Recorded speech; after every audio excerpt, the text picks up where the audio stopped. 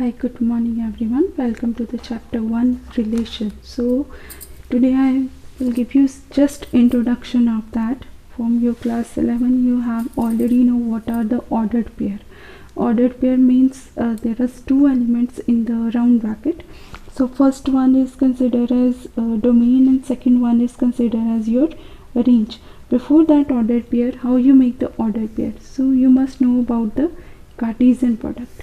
Cartesian product means you have to find the Cartesian product of A and B set. Suppose you have given A set is 1, 2 and 4, okay, and B set is given 4 and 6, and you have to find the Cartesian product of A and B set. So what you will do, you make the ordered pair. First, in first position you will kept all the elements of A, and second position you will kept all the elements of B. 1 4, then 2 4,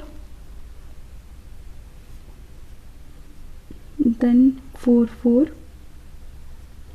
then again 1 6, 2 6, and 2 4, 2 6, 2 4 already gone, 2 6 already gone. Next is 4 4 4 already gone, so we not repeat it again, so that will be 4 and 6. So this will be the ordered pair. When you this ordered pair kept in this curly bracket, so that ordered pair we consider as our Cartesian product of A and B. Cartesian product means in the first position you have to kept all the elements of A, in the second position you have to kept all the elements of B. Now what is the relation? Actually relation is the subset of this. जो E और B का जो आपका set बनता है Cartesian product करके, हम इसको एक यूनिवर्सल सेट की तरह लेते हैं कि इसमें से हमें अगर कुछ एलिमेंट चूज़ करने हैं तो वो हमारा रिलेशन सेट बनता है, या हम कह सकते हैं कि R इज़ द सबसेट और proper set of B. Proper subset mean not exactly same but उसका एक part is a proper subset of Cartesian product of A B, और you can write this way also. A or B are the two elements of the ordered pair, okay, such that A belongs to A और B belongs to B. कि आपका जो relation set बना है उसमें ordered pair A और B को present कर रहे हैं, और A और B आपके इस तरह से बने हैं कि A आपका A को प्रेजेंट कर रहा है और जो आपका B है वो प्रेजेंट कर रहा है, B एलिमेंट प्रेजेंट कर रहा है B सेट को.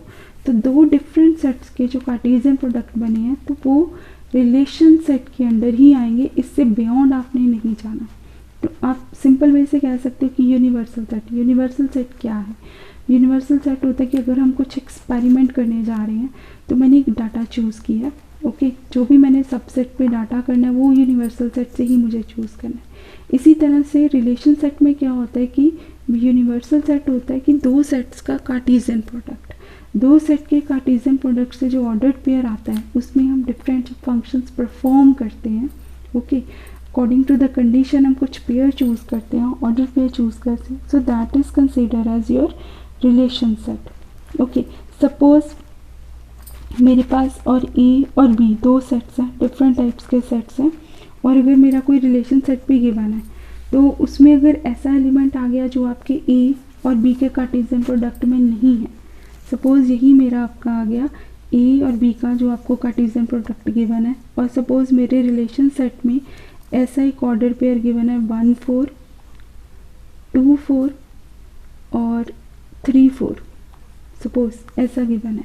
तो इस कंडीशन पे अगर इनके रिलेशन, कई बार इस तरह का क्वेश्चन आता है कि आपके पास जो कार्टेशियन प्रोडक्ट है और रिलेशन सेट्स है, क्या ये सच में इसका रिलेशन सेट है?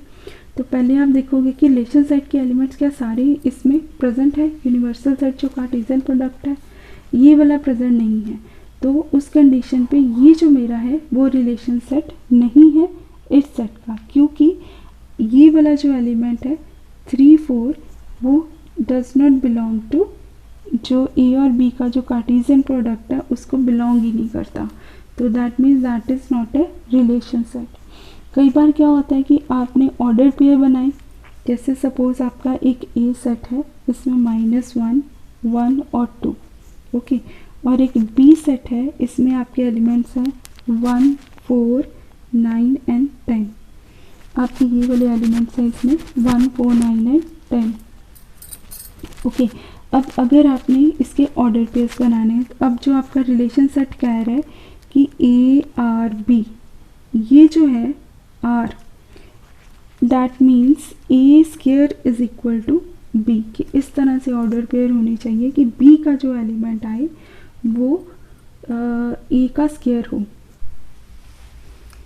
अब यहाँ पे आपका रिलेशन सेट बनेगा A related to B, relation set ये आर आ गया, B is the square of A, या A is the A square is equal to B. यहाँ पे आपका रिलेशन सेट बनेगा A square is equal to B, और इस इक्वल टू के बीच में आपका आ गया R, okay. So A R B, that means A square is equal to B. अब जब आप इसके ऑर्डर पेयर बनाओगे तो ऑर्डर पेयर कैसे बनेंगे? पहले तो आपने नॉर्मली कार्टेशियन प्रोडक्ट लेना है, ए और बी का कार्टेशियन प्रोडक्ट। पहले -1 सबके साथ पेयर बनेगा, -1 1, then -1 4, then -1 9, then -1 10, then 1 1, 1 4, 1 9, then 1 10। उसके बाद आपका है 2 1, 2 4, 2 9 एंड 2 10। ये आपका कार्टेशियन प्रोडक्ट आ गया, ओके। उसके बाद आपने रिलेशन सेट बनाना है कि इसमें से इसके अकॉर्डिंग टू जो मेरा रिलेशन सेट है वो कह रहा है कि A square is equal to B की ऑर्डर पेयर इस तरह से होनी चाहिए, फर्स्ट टर्म का स्क्वायर ही बी की पोजीशन पे होना चाहिए। तो उसमें तो एक ये आ गया, -1 का स्क्वायर 1 सेकेंड पोजीशन में आ गया।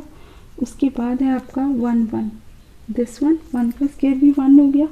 उसके बाद है 2 4, पहली वाली पोजीशन पे जो नंबर है उसका स्क्वायर ही सेकंड पोजीशन पे प्रेजेंट होना चाहिए। तो इसमें सिर्फ आपके 3 ऑर्डर पेयर्स निकले, -1 1, 1 1 एंड 2 4, और कोई भी इसमें जो इस कंडीशन को रिलेशन को सेटिस्फाई कर रहा है वो कोई भी फॉर्म प्रेजेंट नहीं है। तो basically we will first discuss this order pair, first clarify this order pair, Cartesian product of 2 sets, and what does relation set means. Relation set means कि रिलेशन सेट में जो आपने ऑर्डर पे choose करनी है वो आपके उन्हीं सेट्स के कार्टेशियन प्रोडक्ट का पार्ट होना चाहिए। उससे बियॉन्ड अगर लोगे तो वो आपका रिलेशन सेट नहीं होगा। Thank you, have a nice day.